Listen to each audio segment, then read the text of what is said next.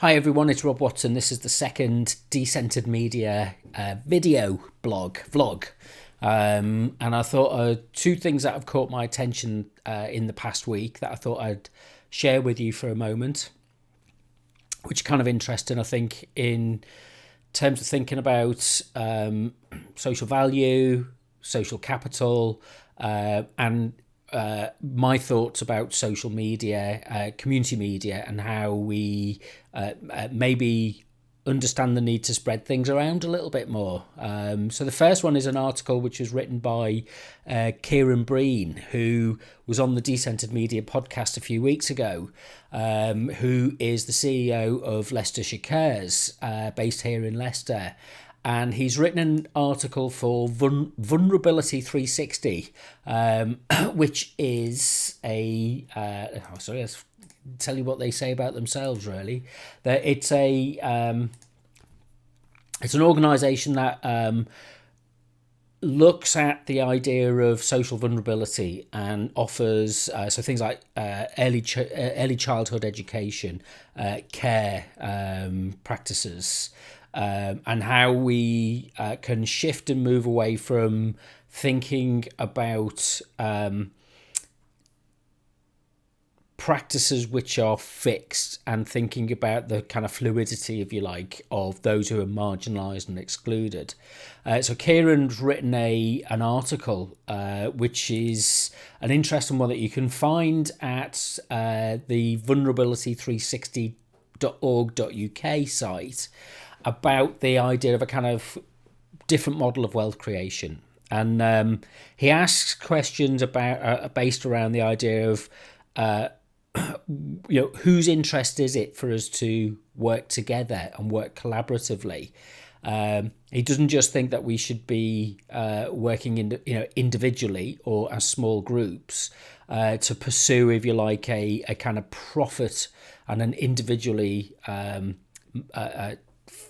limited view of what social value and social gain should be, but that we, in order for people to flourish, we need to think about the kind of community settings that we are engaged in developing partnerships through, and that we are engaged in giving back to our communities and our societies, not just taking from them. And this, in Kieran's view, requires a kind of active participation in our local communities. But we live in a world, unfortunately, and I kind of agree with Kieran's point on this, where there's a kind of limitation about the kind of a limit of the extent to which we can get local control over many of these matters. But this isn't just about asking the state to do something. It isn't just asking the social sector to do something, and it isn't just asking the private sector to do something, commercial companies to do something, but it's about how we can foster and build partnerships that are embed the actions and the kind of interests of each of those groups, and rather than competing to achieve some kind of social gain, that we should be collaborating more, and that we should be looking at ways in which our forms of collaboration offer a sense of security, belonging, and affordability. And Kieran calls this the kind of communal wealth of our societies. And it's an interesting read, the piece. It's designed to be thought provoking, and I think he achieves a good sense, a good balance between asking questions and making positions, if you like, which is that we don't have all the answers. Is that civic and social groups and businesses perhaps maybe need to learn to listen to each other in different ways, and to consider what it is that we're motivated by and what it is that we seek to achieve, in order to come to a more common and integrated and collegiate, collaborative sense of co-development. So if one of these elements of our society is more dominant than the other, and is given, let off the leash, if you like, to pursue its own interests, then it has a negative impact on the other sectors and it puts them out of balance. Whereas our society kind of needs to be integrated. And I like this phrase that, Kieran uses, which is that, growth and development comes from a dialogue and understanding which is facilitated by and integrated within our local communities. And the danger is that what we witness around us is a kind of disintegration. So this kind of ties in then with another report that was promoted this week, which came from, there's an article in The Guardian actually, which described how the NPC, who are, let me find out, the NPC, the New Philanthropy Capital. Can't say that on a Sunday evening without falling over my own words. The New Philanthropy There we go. Once again, New Philanthropy Capital. Get it right third time. And what their argument is that charities, they've done some research on where local charities are clustered, and it comes out with an interesting picture. They argue in their research that, which you can get from their website, they argue that actually prosperous areas and affluent areas tend to be clusters for civic and charitable organisations on a local level. They didn't do national and international bodies. And the example that's given in the article that was shared in published in The Guardian is that it's kind of the Cotswolds are an area of economic wealth and social wealth, and there's a high level of social capital. People are highly educated. People have high level professionalised jobs compared to other areas of relative social economic deprivation. But what the argument is that people are more likely, they have the social capital to engage in civic and community organisations in those areas, and they're not acting in areas of social need. And MPC argue that perhaps there needs to be a rebalancing of the way that we offer support to charities and the way that we develop. So the piece is written by Dan Cory, who is, I think he's the CEO of MPC.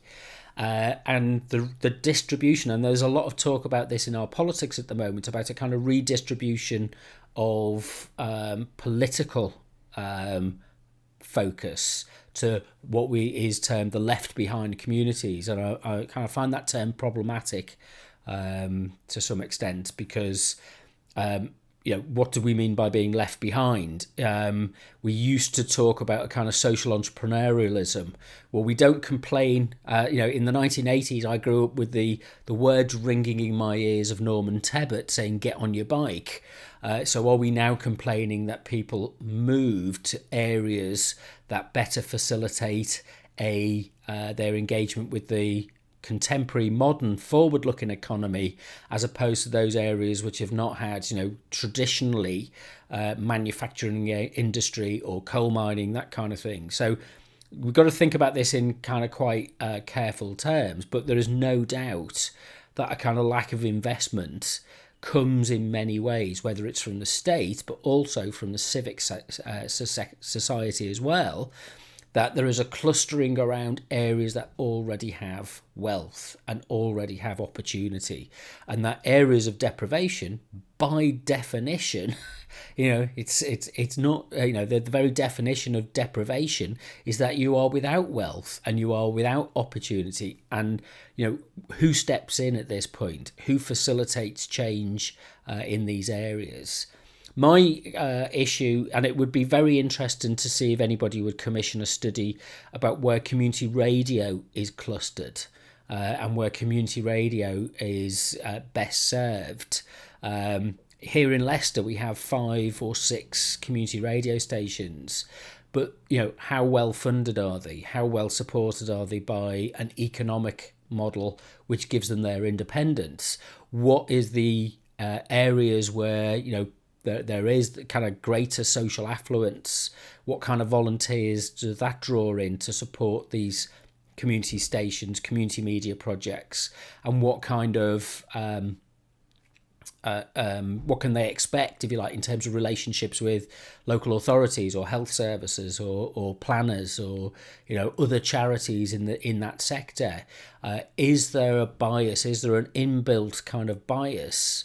The definition of deprivation, we maybe have to remind ourselves, is the absence of the capacity to self-develop. So more investment might need to go into those areas which don't have that capacity to self-develop and form those kind of links in the civic society. So both of those are really interesting, thought-provoking studies. I'll put the links for them into the description below the vlog. If you want to listen to the podcast, we're aiming at the moment to get a weekly podcast out with a discussion with community activists who use media for positive social change, is the way that we frame this in Leicester and around Leicester, but we're opening it up to other people as well. We have some fascinating conversations. It's a good opportunity to think. Just go over to decentered.co.uk for the details for the podcast, or look on iTunes, and you can also search for the kind of content that we kind of share on a regular basis via Decentered Media on Twitter and on Instagram as well.